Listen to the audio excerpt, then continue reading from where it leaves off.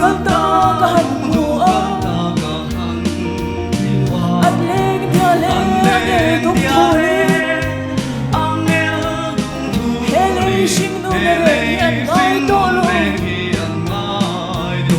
ô và môi em về cả soi thay luôn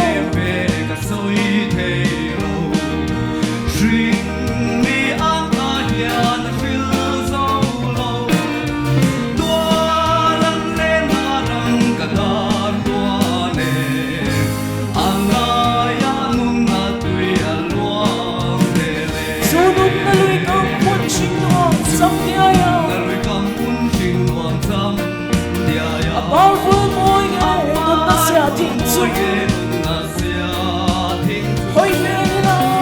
về là em môi gió về theo những cái môi tình ta kiếm nghe và môi em về cả xôi đi thay lâu riêng mi an ta nhà feel so low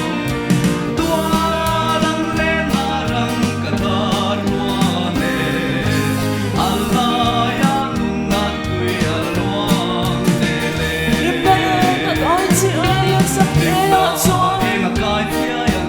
Mì Gõ để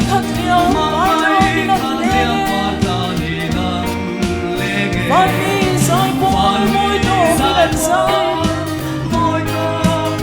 hấp dẫn.